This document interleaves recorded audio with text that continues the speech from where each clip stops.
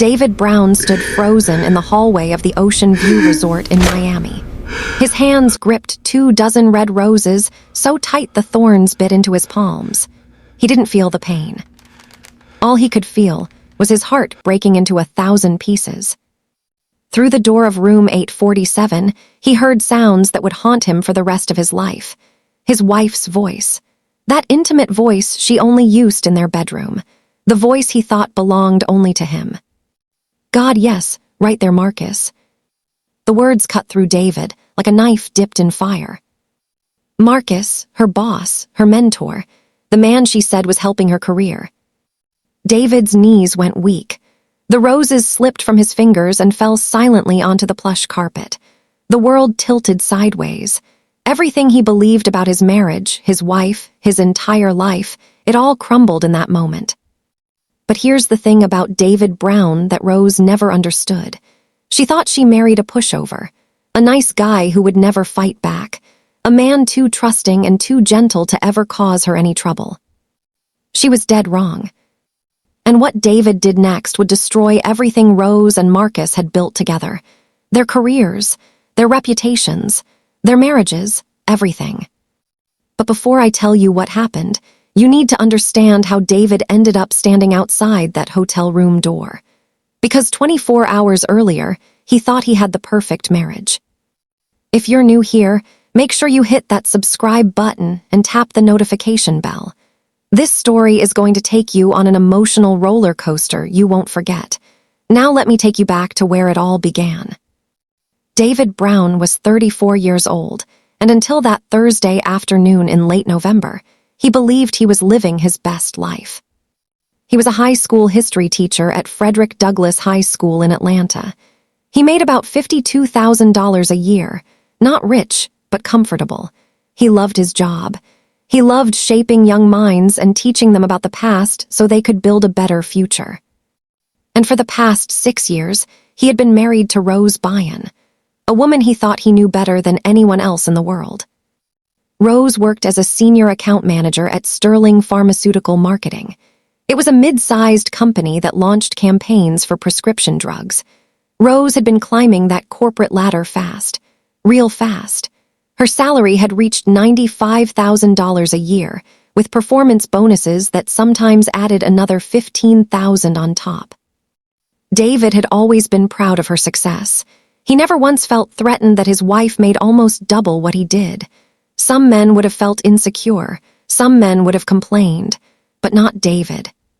He supported every late night at the office, every weekend workshop, every business trip that took her away from their 3-bedroom craftsman home in Decatur. Their marriage seemed solid. They had date nights when Rose was in town. They talked about having kids someday, maybe in another year or two when her career stabilized. They had renovated their kitchen together last spring, spending weekends at Home Depot picking out tiles and arguing playfully about cabinet hardware. David thought they were building something real, something that would last forever. He was wrong. This particular trip was supposed to be a 3-day pharmaceutical conference at the Ocean View Resort in South Beach, Miami. Rose had left Tuesday morning, kissing him goodbye at the front door. Her designer luggage, a gift from her company for hitting sales targets, rolled behind her as she walked to her white BMW in the driveway. David had watched her go, thinking how lucky he was. She had seemed distracted that morning, kept checking her phone constantly, but David figured it was just work stress. She had told him over coffee that she was pitching a major campaign to a new client. "This conference could change everything for us, babe," Rose had said, adjusting her silk scarf. "Marcus thinks I'm ready for the next level." Marcus Webb was Rose's direct supervisor, a senior vice president who had been with Sterling for 8 years. David had met him twice at company holiday parties. Marcus was tall, fit, early 40s. He wore expensive suits and drove a leased Tesla. He had an MBA from some fancy school and a reputation for being brilliant but demanding. Rose had always described Marcus as a mentor, someone who was helping her navigate corporate politics and position herself for advancement. David had never suspected anything else. The original plan was simple. David would spend the weekend alone at home, grade some essays on the civil rights movement, watch college basketball, order Thai food, enjoy the quiet of an empty house. But Wednesday evening, everything changed. His mother called with unexpected news. David's Aunt Helen, his father's sister who lived in Savannah, had sent him a check for $3,000 as a belated birthday gift. Aunt Helen was 78 years old. She had been saving money in envelopes for years, setting aside cash for each of her nieces and nephews. When she cleaned out her closet recently, she discovered she had been saving for David's birthday for nearly a decade. "She wanted you to have something special," his mother explained. "Maybe take Rose somewhere nice." David stared at that check for a long time.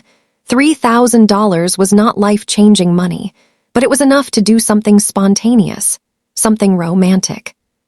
Rose had been so stressed lately, working 12-hour days, bringing her laptop to bed. When was the last time they had a real adventure together?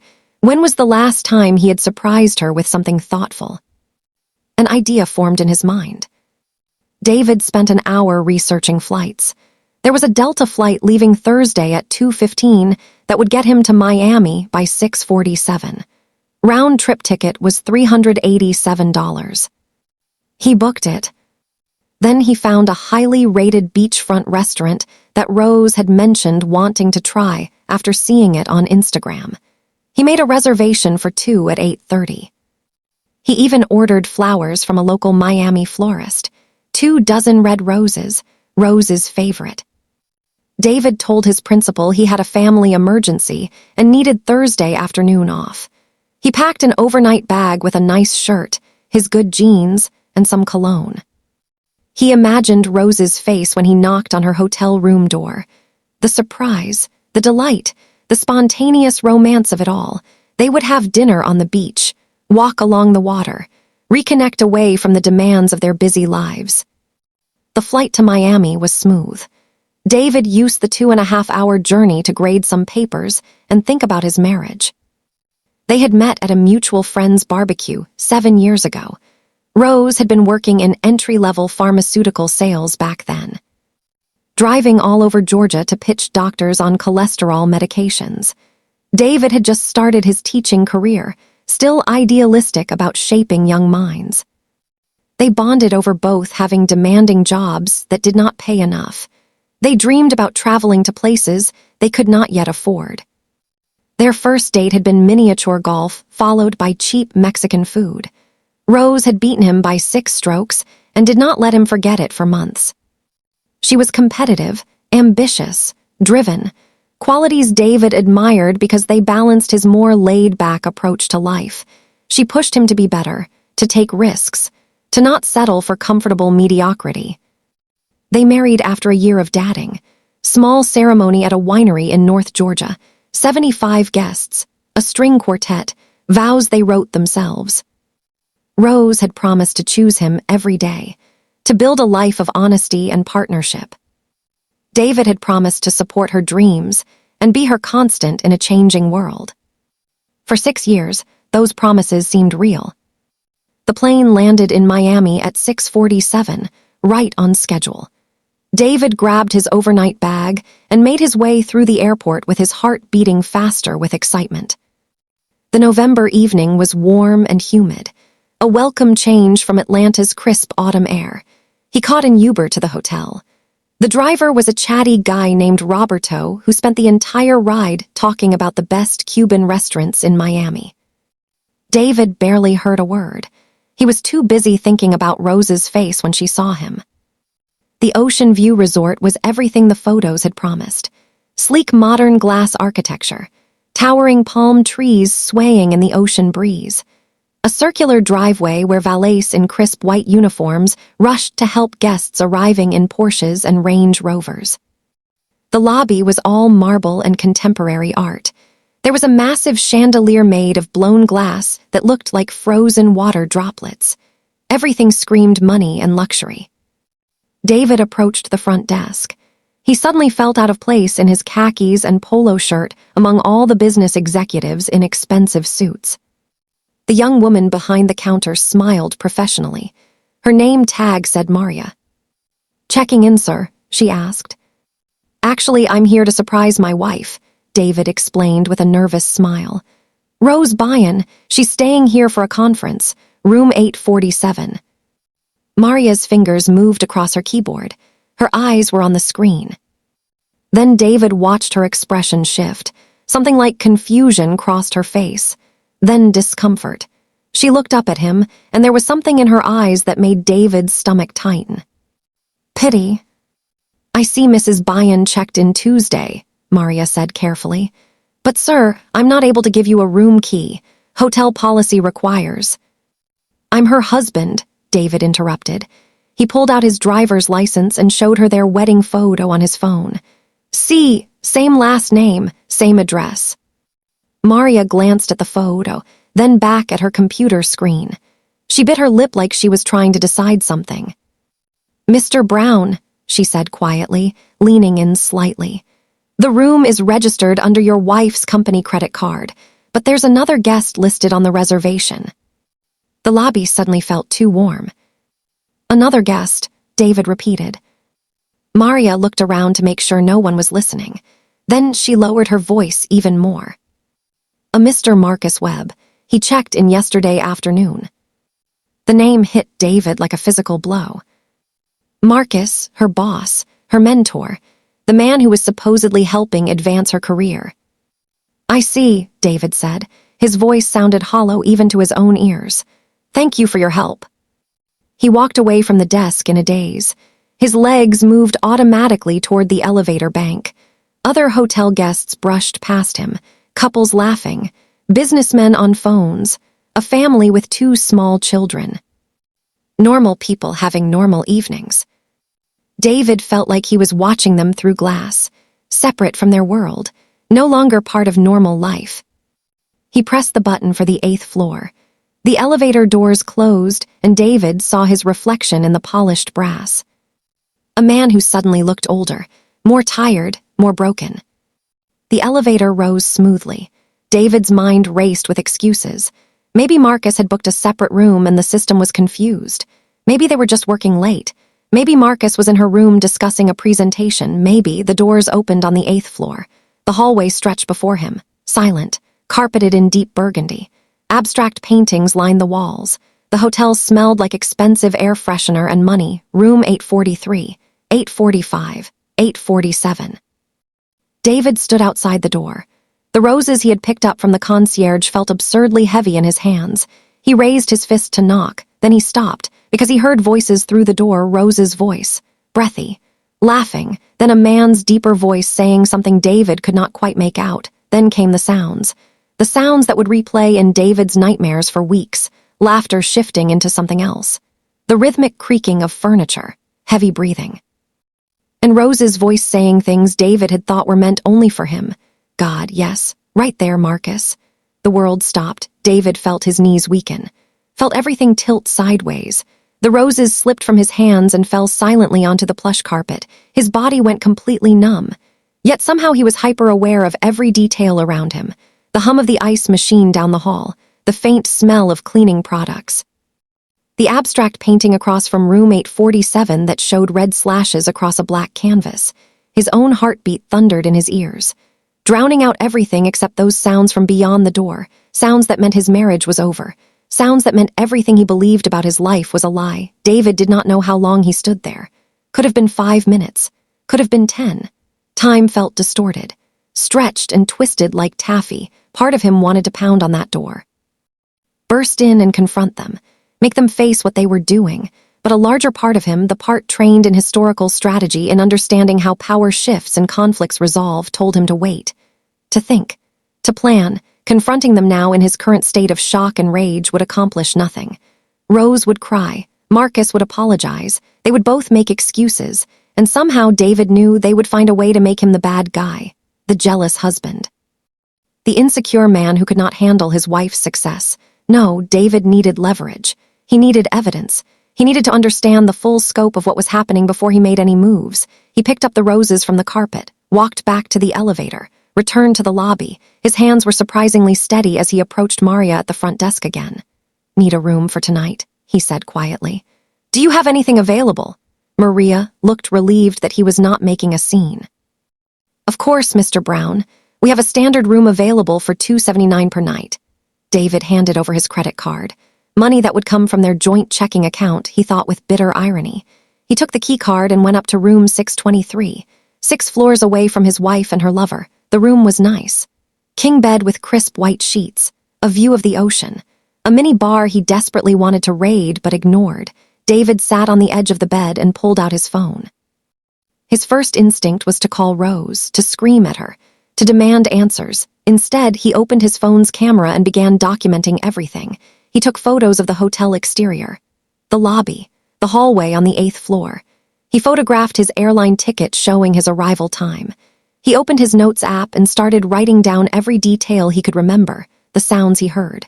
The conversation with Maria, Marcus's name on the room registration. Then David did something that felt both calculated and surreal. He composed a text message to Rose.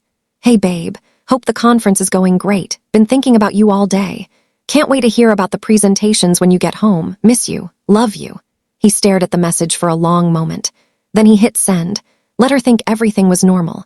Let her believe she had gotten away with it. Let her have no idea that her husband knew the truth. 3 dots appeared almost immediately. Rose was typing. "Miss you too. Conference is exhausting but good. Learning a lot. Marcus's presentation went really well. Probably gonna be another late night. Love you." David felt sick reading her casual lies. How many times had she done this? How many late nights and conference trips had been covers for sleeping with Marcus? He set his phone down and stared at the ceiling. Rose and Marcus thought they had him figured out. They saw a mild-mannered history teacher who never made waves, never caused scenes, never fought back. They assumed he would be easy to deceive, easy to manipulate, easy to discard when Rose was ready to upgrade to a man with a bigger salary and a more impressive title. But they had made a critical mistake. They had underestimated David Brown, because David spent his days teaching young people about strategy, about how wars are won and lost, about how patient planning defeats impulsive reactions every single time. He taught about the American Revolution, how the Continental Army won not through direct confrontation but through strategic retreat and calculated strikes. He taught about the Civil Rights Movement, how lasting change came from careful organization and documented evidence, not from emotional outbursts. Now David was going to apply those lessons to his own life. He was going to destroy them, but not with anger, not with rage, not with scenes and confrontations, with strategy, with evidence, with patience. And by the time he was done, Rose and Marcus would understand that underestimating a quiet man is the most dangerous mistake you can ever make. David pulled out his phone and called his old college roommate Jerome Carter. Jerome was a private investigator in Birmingham now. They had stayed close over the years, meeting up for Hawks games and drinks. Jerome answered on the second ring. "David, what's up, man? You coming to Birmingham soon?" "I need your professional help," David said quietly. "And I need this to stay completely confidential." Jerome's tone changed immediately. Serious, focused. "Of course, what's going on?" David took a deep breath and told him everything. The surprise trip, what he heard outside room 847, Maria's revelation about the shared registration. When he finished, there was a long silence on the other end. "Jesus, David," Jerome finally said. "I'm so sorry, brother, I don't even have words." "I need information," David replied. His voice was cold now, controlled. "I need to know if this is just an affair or if there's more. I need to know about Marcus Webb, his background, company policies, whether he's done this before, and I need documentation that would hold up legally." "Absolutely," Jerome said without hesitation. "I'll start digging tomorrow, but David, are you sure you want to go down this road? Sometimes knowing more just makes the pain worse." "Can't move on until I understand what happened," David said. "I need the full truth, all of it. 'Kay, give me about a week, I'll be thorough." David hung up and sat in silence for a long moment. Then he flew back to Atlanta the next morning, picked Rose up from the airport when she returned, watched her kiss him hello and tell him all about the conference with perfect ease. She was a skilled liar, he realized. Practiced, comfortable with deception, and she had no idea what was coming, because back at their house while Rose was in her home office on a work call, David went through her desk. And under the insurance documents and old tax returns, he found something that made his blood run cold, a note on expensive cream-colored stationery. V. Last night was incredible. Can't stop thinking about you. I know we have to be careful, but God, I wish I could wake up next to you every morning. Same time next month. We can try that place you mentioned. M. The note was dated 4 months ago. July, 4 months. At least 4 months of lies, 4 months of deception. 4 months of Rose looking David in the eyes and pretending everything was normal. David photographed the note from multiple angles, then put it back exactly where he found it, evidence. He was building a case. Though he still was not entirely sure what his endgame was. But a week later, when Jerome sent him what he had found, David knew exactly what he had to do. And it was going to be devastating. Now look, this story is just getting started. And what David discovers next about Marcus Webb is going to change everything. But before we get to that, if you're enjoying this story, hit that like button right now. Drop a comment telling me what you think David should do. Should he confront Rose? Should he just file for divorce? Or should he burn it all down? Let me know in the comments. And make sure you subscribe. Trust me, you do not want to miss what happens when David finally makes his move. Because this quiet history teacher is about to teach Rose and Marcus a lesson they will never forget. David Brown sat alone in the dark in his living room that Friday night, long after Rose had gone to bed. The only light in the room came from the screen of his laptop. On it, he was staring at a file that Jerome Carter had just emailed him. A file that had made his stomach turn over and over again with every page he flipped through.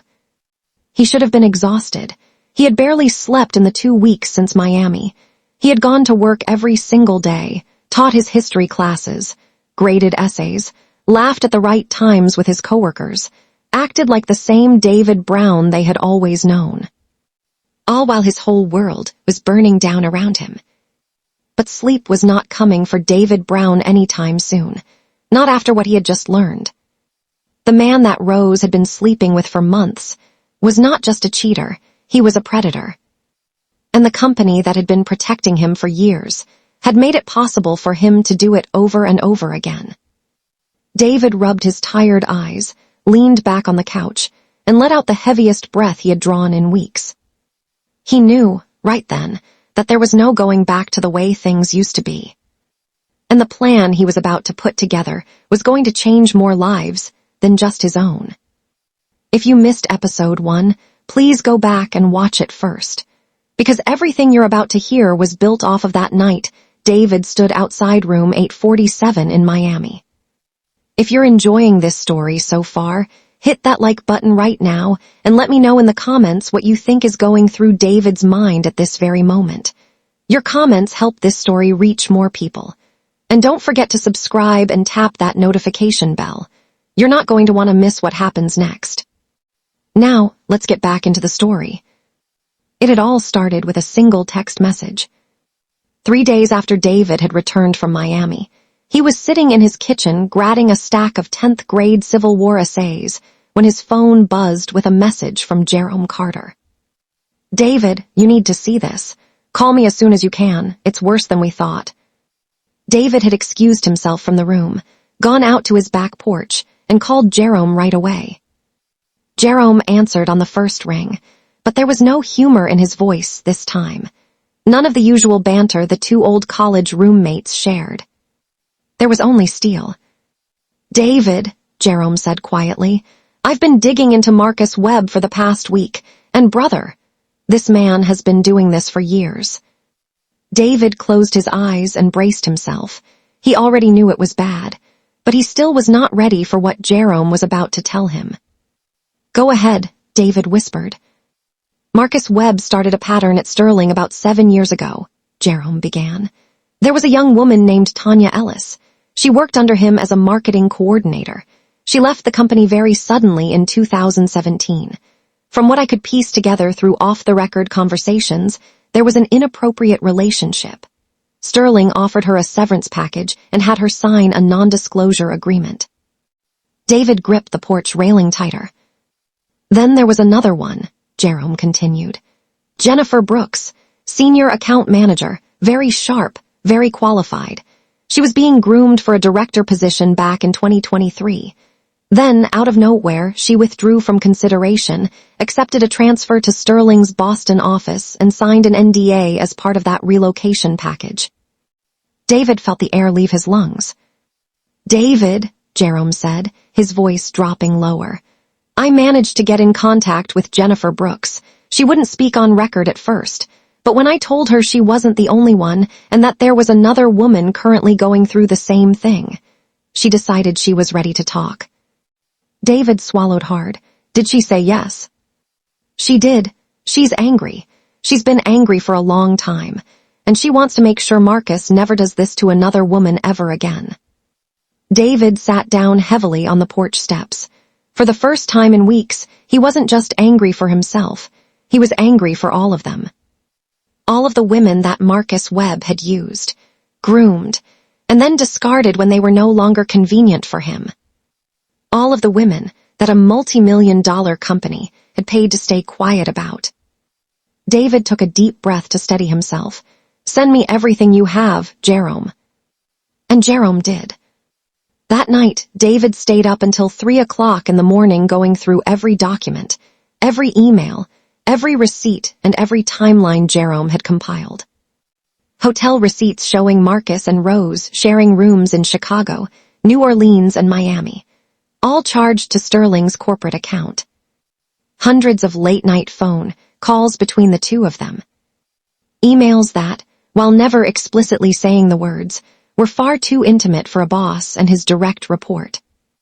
And the worst of all, text message screenshots that Jerome had managed to obtain. Screenshots that showed exactly what Rose and Marcus had been planning behind David's back. David's hands shook as he read them for the first time. "Marcus, Patricia just asked me about Miami again. She's getting suspicious." "Rose, tell her the same thing. Conference, meetings, dinners." "Marcus, she's not buying it completely. We need to be more careful." "Rose, maybe we should cool off for a little while." "Marcus, we've said that before. Rose, I can't keep doing this forever. I have kids." "Rose, just a few more months, Marcus. Once your bonus locks in and you're solid, we can make decisions about leaving our spouses. I'm not losing you because we got impatient." "Marcus, do you really think you're going to leave David? You've been saying that for months." "Rose, I promise. By this time next year, we'll be together for real. No more hiding. We'll both file around the same time. We'll say we grew apart. No one will ever connect it to us." "Marcus, David's a good man, Rose. He doesn't deserve this." "Rose, then he should file, but he won't. He's too nice. He'll never suspect a thing. Besides, if I file now, we'd have to split everything 50-50. Maybe worse. Better to wait. Move some money around first. Get my ducks in a row." "Marcus, you're smart. That's why I love that about you." David had to get up and walk away from his laptop when he read that last line. Move some money around. Hide assets. Blindside him with divorce when it was most convenient for her, when she had the most leverage. Rose had not just been cheating on him. She had been actively plotting to financially devastate him. And the woman he had loved with his whole heart had been looking him dead in the eyes every night while planning to ruin him. David sat on the floor of his kitchen that night with his back against the cabinets, and for the first time since Miami, he let himself cry. Not the silent tears he had been holding back, but deep, gut-wrenching sobs. He cried for the marriage he thought he had, for the future he had dreamed of, for the trust that had been stomped on until there was nothing left of it. But when the tears finally stopped, something else settled in David Brown's chest. Clarity. Ice-cold clarity. Rose and Marcus had made their choice. Now it was time for them to live with the consequences of those choices. The next morning, David called Angela Morrison. Angela was a divorce attorney that a good friend had recommended to him months before, when this nightmare was still only a horrible suspicion in the back of his mind. She was based out of Buckhead, Atlanta. Sharp as a tack, no nonsense, and one of the fiercest advocates David had ever spoken to. He met her at her office that Saturday afternoon. Angela Morrison listened to every word of David's story without interrupting once. She flipped through the thick manila envelope of evidence Jerome had compiled. She studied the hotel receipts, the text messages, the notes, the timeline. And with every page, her jaw tightened just a little bit more. When David was finished speaking, Angela sat back in her leather chair and let out a long breath. "Mr. Brown," she said, folding her hands in front of her. "You have one of the strongest cases of marital fault I have seen in a very long time." David nodded. "What are my options?" Angela laid them out plainly. With proof of adultery, Georgia law was very much on his side. He could likely keep full equity in the home. He could be entitled to rehabilitative alimony, and Rose would very likely be responsible for a large portion of the legal fees. "But," Angela continued, studying David's face carefully, "I get the sense you're not just looking for a divorce." David looked up at her. "I'm not." He told her about Marcus Webb, about the pattern, about Jennifer Brooks, about the women who had been silenced with NDAs, about Sterling Pharmaceutical Marketing protecting a man who had been hurting women for years. "I can't just walk away, Angela," David said quietly. "If I do, he's going to do this again, to another woman. Maybe to multiple women. The company is going to keep sweeping it under the rug. I can't let that happen." Angela was quiet for a moment. She was weighing her words. "David," she finally said, "what you're talking about is going to get very messy, very public. It's going to blow up your life even more than it already has, and there is no guarantee of the outcome." "I know," David replied, "but doing nothing guarantees he keeps doing it." Angela nodded slowly. A small, approving smile touched the corner of her lips. "All right then," she said. "Let's build this the right way." Over the next several days, David lived a double life. By day, he was Mr. David Brown, history teacher, the man who brought donuts to the teacher's lounge on Fridays, who stayed after school to help kids who were struggling, who joked with his students about how much homework they hated. By night, he was quietly orchestrating the biggest storm of his life. He spoke to Jennifer Brooks on the phone 3 separate times. The first time she was hesitant, guarded, wounded. But the more they spoke, the more her courage came back. Jennifer had been talented, hard-working.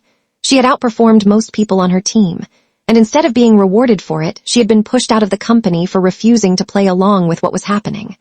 "I lost 5 years of momentum in my career," Jennifer told him, her voice thick with emotion over the phone.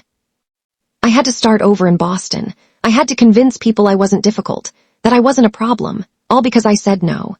"You don't have to convince anybody anymore, Jennifer," David said quietly. "Not this time." She agreed to file an EEOC complaint. And this time she was not going to be silenced. David also got in touch with Patricia Webb. That phone call was one of the hardest things he had ever done in his entire life. Patricia Webb answered on the second ring. Her voice was warm, kind. The same kind woman David had met at a couple of Sterling holiday parties over the years. She had always spoken so lovingly about her 2 children, Emily and Joshua. "Webb," David said, his heart aching for what he was about to do to her world. "My name is David Brown. I need to speak with you about your husband, Marcus." There was a pause, a long one. "Mr. Brown," Patricia said slowly, her voice suddenly guarded. "What is this about?" David took a deep breath. "I have reason to believe Marcus has been having an affair with my wife, Rose Byon, for the past 8 months, and I have evidence that this is not the first time he's done this." Patricia went completely silent. David could hear her breathing change, could hear the moment her entire world cracked open. "No, this is devastating," David whispered. "I wouldn't be calling you if I didn't believe you deserved to know the truth. I have documentation, hotel receipts, text messages, everything." "It to me," Patricia finally said. Her voice was shaking, but there was steel underneath it. "Please send it all to me." David did exactly that. An hour later, Patricia called him back. She had been crying, but her tears had already started turning to resolve. "They have destroyed us both, haven't they?" Patricia whispered. "Yes, ma'am," David replied. "They have." "I'm filing for divorce," Patricia said, her voice hard as iron now. "And I'm not going to let him get away with this, not this time. Not where my children are concerned." David felt a wave of relief wash over him. They were not alone anymore. All throughout this, Rose had no idea, not one clue. Every night she came home from work, David would ask her about her day. He would heat up the food she brought home when she said she was working late. He would sit on the couch with her and watch the shows she liked. He would hold her when she fell asleep with her head on his shoulder, and the entire time his heart was breaking all over again. But his face never showed it. Rose had gotten so comfortable with her lies that she had stopped being careful. She would smile at certain text messages when she thought David wasn't looking. She would say, "Marcus wants me to stay late for a meeting," with the same ease she used to say, "I love you." And David would just nod and say, "Okay, baby, be safe." He was biding his time, waiting for the perfect moment, and that moment was coming very soon. Late Saturday night, David sat at his kitchen table with Angela Morrison and Jerome Carter on a three-way call. They had gone over the timeline a dozen times, every detail, every move, every possible outcome. "Monday morning at 9 o'clock, Angela said, going over it one final time. "Jennifer Brooks files her EEOC complaint. At the exact same time, my office sends the evidence package to Sterling's board of directors, general counsel, and head of human resources. Patricia's attorney will file her divorce petition first thing Monday morning as well," Jerome added. "And the divorce papers for Rose," Angela continued, "will be served to her at Sterling's headquarters at 10 o'clock sharp, in front of as many people as possible." David was quiet for a moment, staring out the kitchen window into the darkness. "You sure you're ready for this, David?" Angela asked gently. "Once we pull the trigger, there is no taking it back. Your life is going to change drastically." Rose's life, Marcus's life, everyone's. David thought about the hotel room in Miami.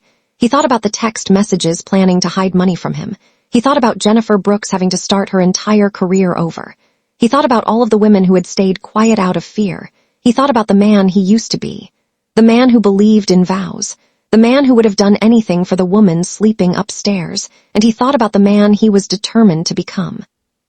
A man who refused to be silent while others were being hurt. "I'm sure," David said firmly. "Pull the trigger." Jerome let out a breath on the other end. "All right, brother, it's done." David hung up the phone and sat in the silence of his kitchen for a long time. Upstairs, Rose was asleep, peacefully. Obliviously, she had no idea that in less than 48 hours, the life she had so carefully built on a foundation of lies was going to come crashing down around her.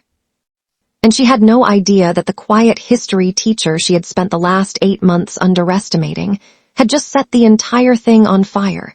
This is the moment where everything changes.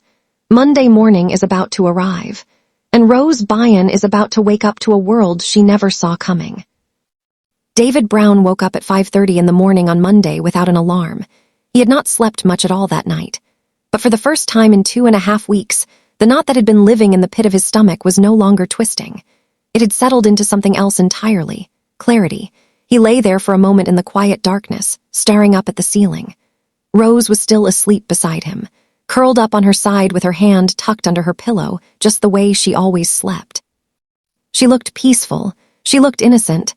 She had no idea that her entire world was about to change in just a few short hours. David slowly slipped out of bed, careful not to wake her. He pulled on his sweatpants and a t-shirt, walked downstairs and went straight to the kitchen to make his first cup of coffee. The house was quiet. The kind of quiet that comes right before a storm. David stood at the kitchen window, holding his warm mug in both hands, and watched the sky slowly change from black to a deep shade of steel blue. Atlanta was just starting to wake up. Cars were beginning to roll down the streets. Streetlights were flickering off one by one. He thought about the man he was when he first fell in love with Rose Byon. The hopeful, trusting man who believed that love meant choosing each other every single day. The man who had meant every word of the vows he spoke in front of 75 people at that little winery in North Georgia. He thought about the man he had to become in order to survive what they had done to him. And he thought about the man he was choosing to be, moving forward from here. David took a long sip of his coffee. Today, they would all learn the same lesson. Actions have consequences. If you've been riding this journey with us from the very beginning, I know your heart has been racing for this moment. So hit that like button right now. Let me know in the comments how you're feeling as we step into this. Monday morning with David Brown. Your support means more than you know. Now, let's get right back into the story. By 7:30, Rose was up and getting ready for work, just like she had done 100 times before, just like she had done every morning while lying to David for the past 8 months. David sat at the kitchen table, sipping his second cup of coffee, watching her go through her normal routine. She slipped into her charcoal gray power suit, the one she always wore when she wanted to look sharp for important meetings. She curled the ends of her hair. She put on her makeup. She checked her phone 3 separate times while she was getting dressed, smiling at whatever message popped up on her screen when she thought David wasn't looking. David knew exactly who she was texting. She poured herself a cup of coffee, leaned against the counter, and let out a tired little sigh. "Big day today," Rose said, glancing over at David. David looked up calmly over the rim of his mug. "Yeah, what's going on?" Rose shrugged, trying her best to look casual. "Just damage control. There's a weird email going around about Jennifer Brooks filing something with the EEOC. Marcus forwarded it to leadership this morning. We're all trying to figure out what that's about." David fought the urge to smile. He kept his face neutral. That sounds stressful." "Yeah," Rose said with a little wave of her hand, dismissing it like it was nothing. "Jennifer's been bitter ever since she transferred to Boston. She's just trying to blame everybody else for her own choices. You know how that goes." David nodded slowly. "Yeah, I know." Rose walked over, leaned down, and kissed him on the forehead. A kiss that, not too long ago, would have melted his heart. Now it just felt empty. "I might be late again tonight," Rose said, grabbing her purse and keys off the hook by the door. "Marcus wants the leadership team to huddle up after the client meeting to get ahead of all this nonsense." David looked her dead in the eye. "Be safe, baby." "I will," Rose said with a smile. "Love you." "You too," David replied. The lie slipped off of his tongue easier than he thought it would. He watched through the kitchen window as she backed her white BMW out of the driveway and pulled away down the tree-lined street. Not a care in the world. That was about to change. At exactly 9 o'clock in the morning, the dominoes began to fall. All at the same time. In a small office in Midtown Atlanta, Jennifer Brooks sat beside her attorney as she filed her formal complaint with the Equal Employment Opportunity Commission. Not quietly, not with her head down, but with her chin held high. For the first time in years, Jennifer Brooks was no longer afraid to speak her name. At that exact same moment, across town in Buckhead, Angela Morrison's office emailed a very thick, very detailed package to Sterling Pharmaceutical Marketing's board of directors, their general counsel, and their head of human resources. Inside of that package were hotel receipts, phone records, timelines, email correspondence, sworn statements. And most damning of all, the text messages between Marcus Webb and Rose Byon that clearly showed a pattern of abuse of power, misuse of corporate funds, and the company's repeated failure to act. By 9:03, the board was in an emergency closed-door meeting. At 9:15, Patricia Webb's attorney filed her divorce petition in Fulton County Superior Court. And with it, she filed a detailed affidavit outlining the reasons for the divorce. Word of that would not stay quiet for long.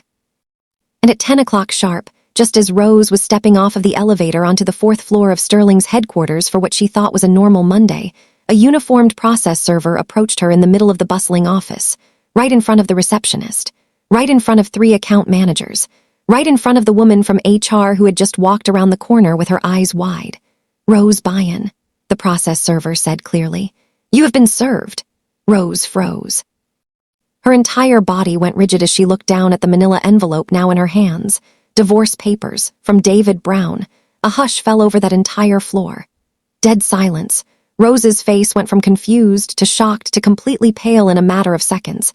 She ripped open the envelope with trembling hands, scanning the first page. Her eyes darted frantically around the office.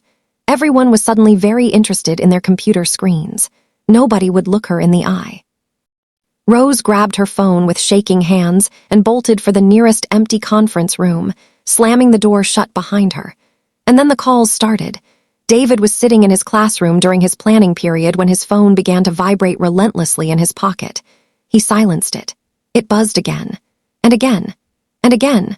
14 missed calls in the first 20 minutes, and the voicemails started pouring in. David waited until his lunch break to listen to them. He sat in his car in the far corner of the school parking lot with the windows rolled up and played them one by one. The first voicemail came in at 10:02. "David, what the hell is going on?" Rose's voice was sharp with panic and humiliation.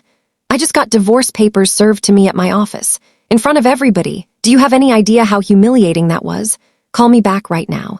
David remained quiet, his face expressionless. Second voicemail, 10:05. "David, we need to talk about this like adults. Not through lawyers. If you're upset about something, we can talk it through. Just call me, please." Third, 10:09. Her voice was starting to crack now. "David, this isn't funny. Is this some kind of prank? Did somebody hack something? Please just call me and tell me what's going on. I'm freaking out." Fourth, 10:13. She was breathing faster now. "David. Marcus just got pulled into a meeting with HR and the general counsel." They won't let him have his phone. He's been in there for almost 15 minutes. David, what did you do?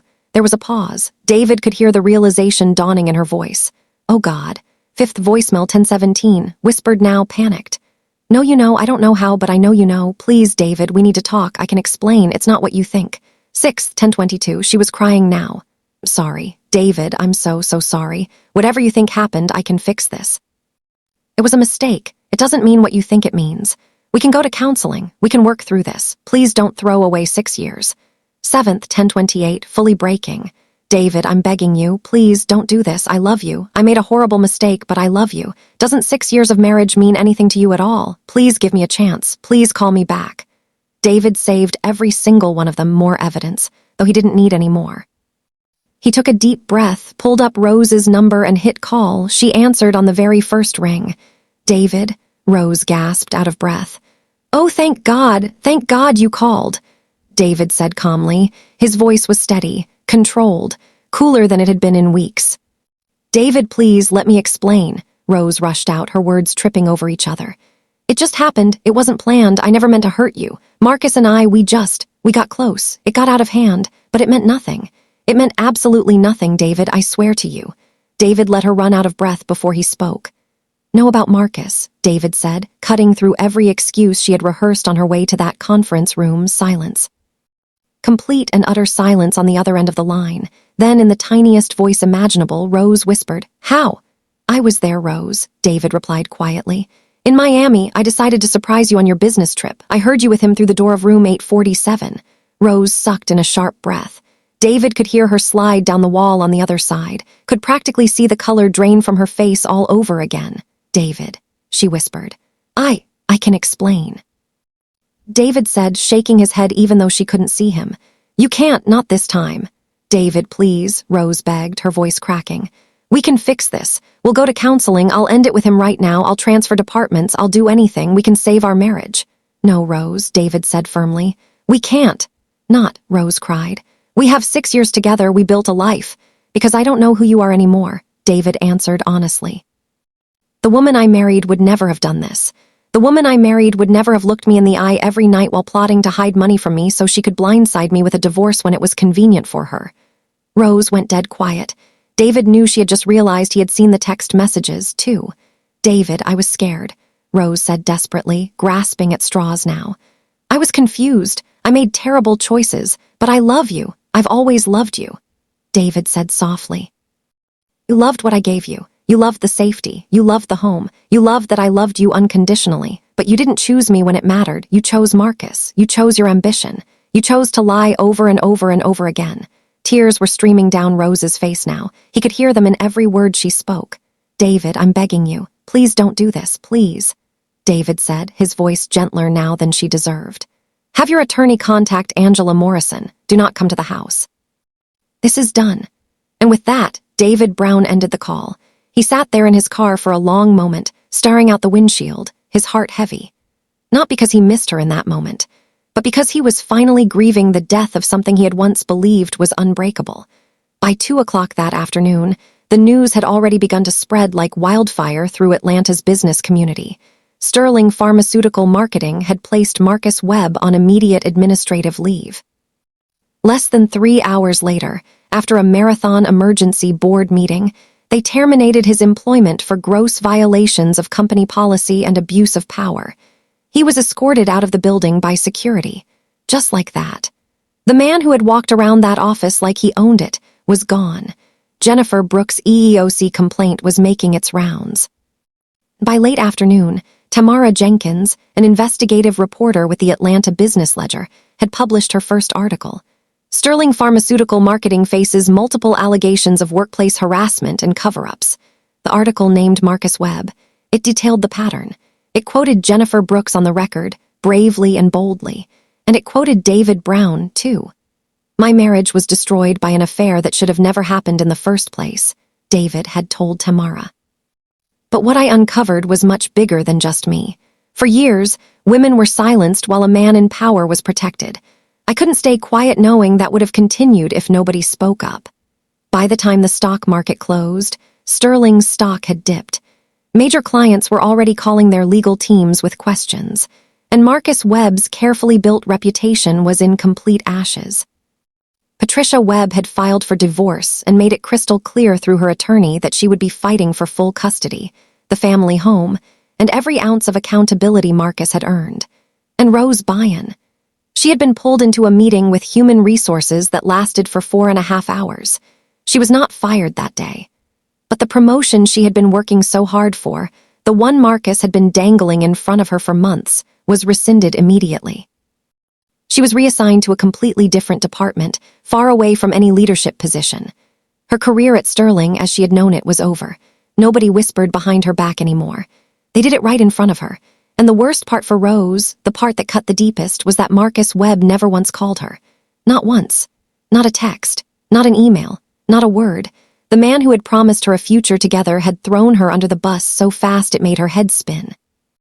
His lawyers were already painting her as the one who pursued him, as obsessed, as the problem. He was trying to save whatever was left of his life by burning hers to the ground. Rose learned the hardest lesson of all that week. The fantasy she had been chasing had never been real to begin with. 6 weeks later, the air was cold and crisp in Atlanta. Christmas was right around the corner. David sat in his living room, surrounded by half-packed boxes. Rose was there to collect the last of her things. She looked different now, thinner.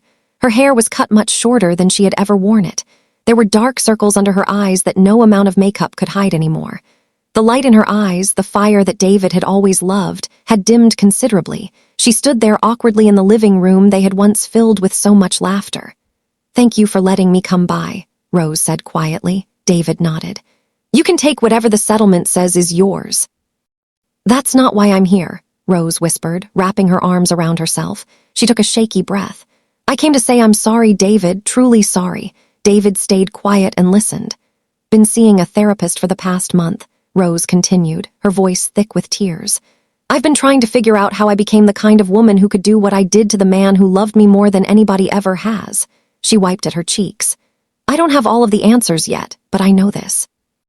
I made choice after choice. I kept making them. I lied to you every single day. I plotted against you. And I destroyed something beautiful all for a fantasy that turned out to be nothing but smoke and mirrors."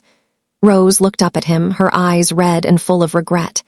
"You were nothing but good to me, David. You were patient. You were kind. You were loyal. You believed in me. And I repaid you by betraying you in the worst way possible. I will regret that for the rest of my life." David swallowed hard. His heart ached for the girl she used to be, for the life they could have had, but he knew they could never go back. "Forgive you, Rose," David finally said, his voice soft. "Not because you deserve it, but because I refuse to carry anger in my heart for the rest of my life. I deserve peace more than I deserve to stay angry." Rose let out a broken sob and nodded.